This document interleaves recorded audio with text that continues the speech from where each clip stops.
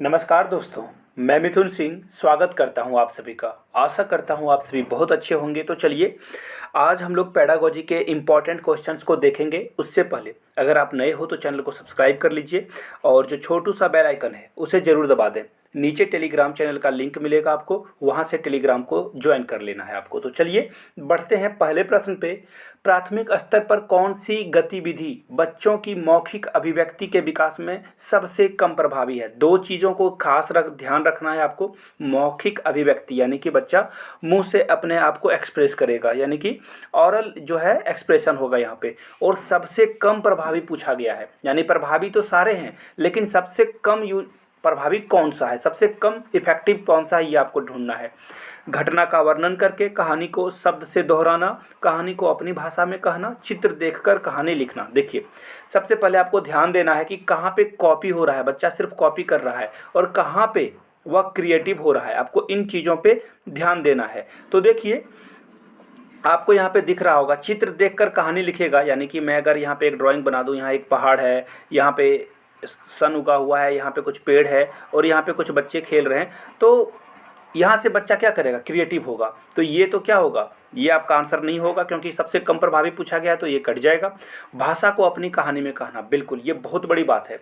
जब आप किसी स्टोरी को अपने अकॉर्डिंगली जो है समराइज करते हो तो ये बड़ी बात होती है, यानी कि आपने कहानी को अच्छे से समझ लिया है। तो ये तो प्रभावशाली है, लेकिन यहाँ कम पूछा गया तो ये भी कटेगा। घटना का वर्णन करके, बिल्कुल ये भी एक अच्छी जो है आर्ट है आपकी, अगर आप किसी चीज़ को अच्छे से वर्णन कर पाते हो। तो देखो यहाँ पे जो आंसर है हमारा वो बी होगा। क्यों? जब आप किसी चीज़ को दोहराते हो, देखो इसी ये वर्ड के कारण ये सेंटेंस कटा। किसी चीज़ को दोहराना रोट लर्निंग का एग्जाम्पल है। किसी चीज़ को बार बार दोहराना, जैसे पहाड़ा पढ़ते हो ना, वो रोट लर्निंग का एग्जाम्पल है। वो क्या है? रोट लर्निंग का एग्जाम्पल है। तो आंसर हमारा क्या जाएगा? बी के साथ जाएगा। बढ़ेंगे नेक्स्ट क्वेश्चन की ओर। मुहावरे और लोकोक्तियां का प्रयोग के संदर्भ में कौन सा कथन उचित है?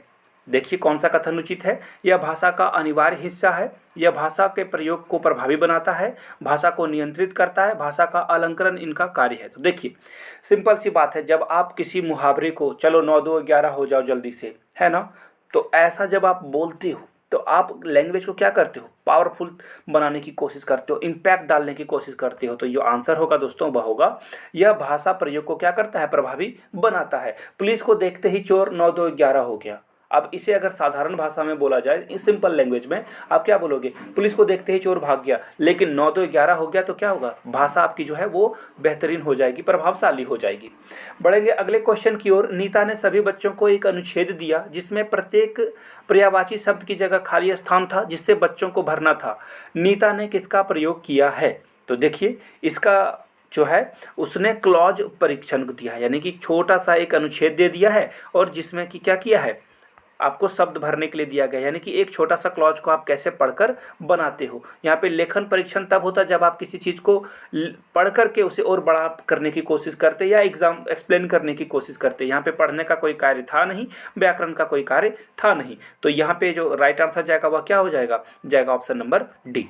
बढ़ेंगे नेक्स्ट क्वेश्चन की ओर। और नेक्स्ट क्वेश्चन से पहले आप लोगों को बता दूँ, जो लोग भी EMRS की प्रिपरेशन कर रहे हो आप लोग, तो आपके प्रीवियस ईयर पेपर बहुत ही इंपॉर्टेंट होने वाले हैं। तो DSSB, KBS, NBS के पेपर के ऊपर ही बेस्ड होगा आपका एकलव्य मॉडल रेसिडेंशियल स्कूल। तो आप क्या कर सकते हो? आप इसके पेपर मुझसे जो है ले सकते हो। और लेने का तरीका क्या है? बिल्कुल आपको मेल कर लेना है yourmithunsingh@gmail.com पे। 50 रुपीज़ में आपको सारे पेपर 85 पेपर दे दिए जाएंगे। दूसरी बात, इंस्टा पे हो तो फॉलो कर लो आप मुझे @imithunsingh, वहाँ पे भी आप क्वेश्चन ले सकते हो। जो प्रिंसिपल और वाइस प्रिंसिपल की प्रिपरेशन कर रहे हैं उनके लिए मैं बता दूँ, फिनांस और एडमिनिस्ट्रेशन का भी नोट्स बन चुका है, आप परचेस कर सकते हो ओनली 700 रुपीज़ में।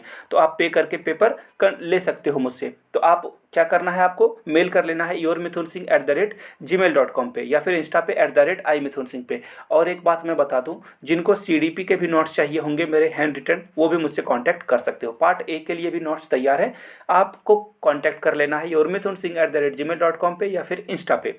बढ़ते हैं अगले क्वेश्चन की ओर। बच्चों में किस माध्यम से लेखन कला का विकास किया जा सकता है? देखो, एक्चुअली टाइपिंग मिस्टेक है, लेकिन आप समझ जाओ।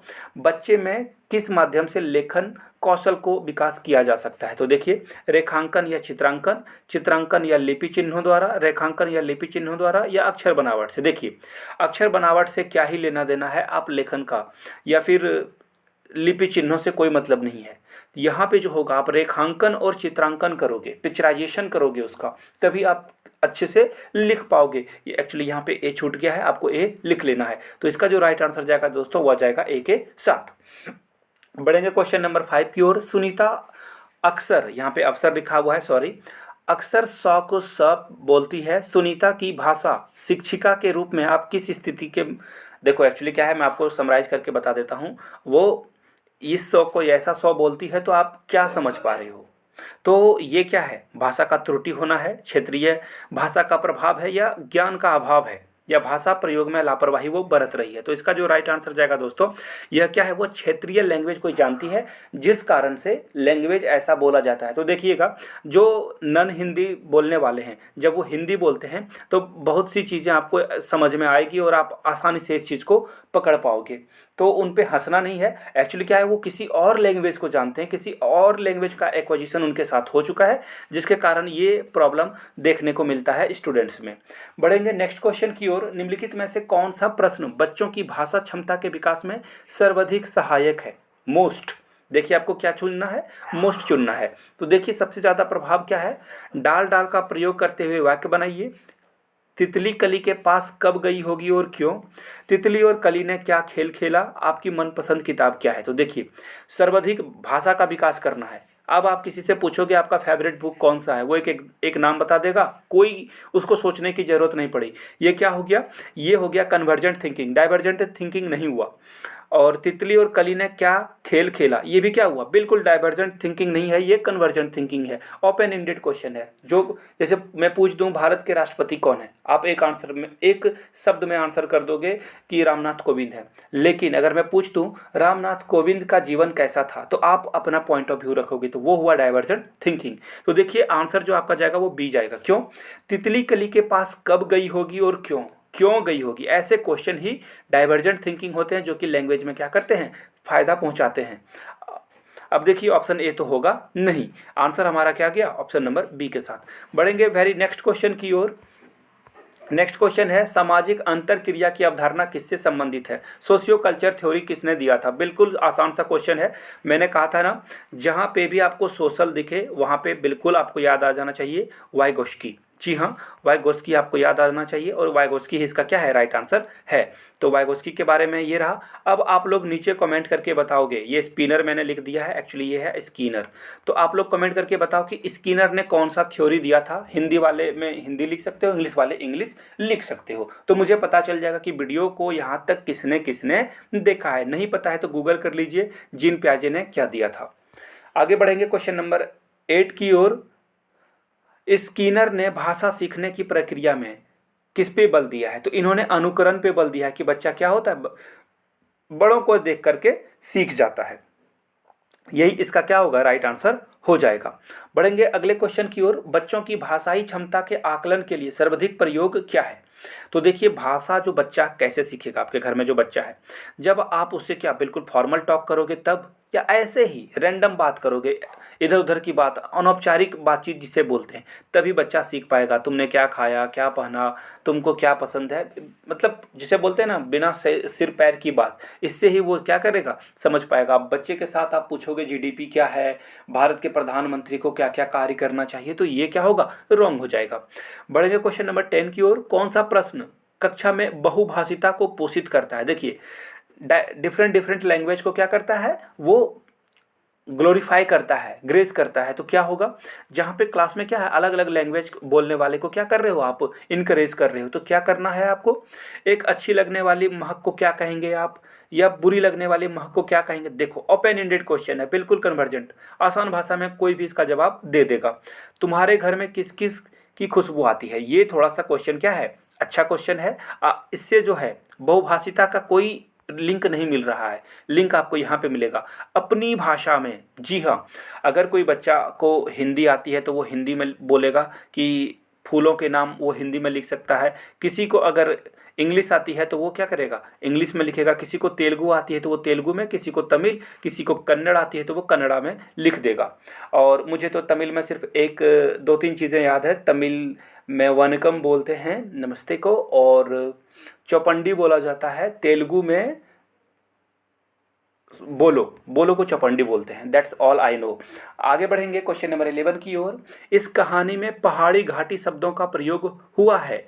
पहाड़ी क्षेत्रों से जुड़े हुए और शब्द सोचकर लिखिए। यह अभ्यास प्रश्न किसका उदाहरण है। देखिए, आपको रिलेटेड प्रश्नों शब्दों का उपयोग करने के लिए बोला गया है। तो इसका जो राइट आंसर जाएगा दोस्तों, वह जाएगा ऑप्शन नंबर सी के साथ। यानी कि आप क्या कर रहे हो, वोकैब को इनहेंस कर रहे हो, इनरीच कर रहे हो। आप वोकैब को क्या कर रहे हो, वोकैबुलरी शब्दकोश को बढ़ाने की कोशिश कर रहे हो।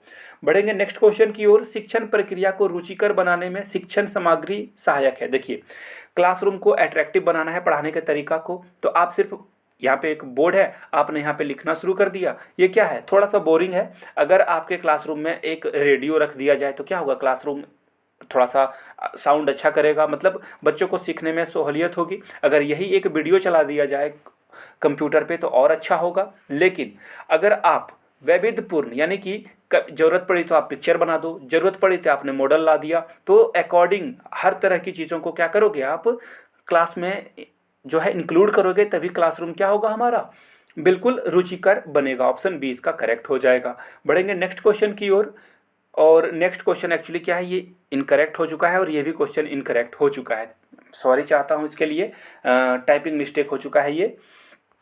तो फिलहाल के लिए एक बात और बता दूं, EMRS के जिनको प्रीवियस ईयर पेपर चाहिए होंगे वो मेल कर लो yourmithunsingh@gmail.com पे। पेपर आपको मिल जाएंगे।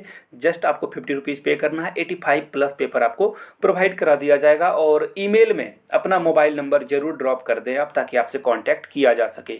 और इंस्टा पे हो तो फॉलो कर लो @i-mithun-singh। Thank you so much. इस वीडियो को लाइक जरूर करें, अपने दोस्तों, रिश्तेदारों, सहेलियों तक इसे शेयर करना ना भूलें। Thank you so much. You guys are amazing. Keep reading, keep learning, keep growing।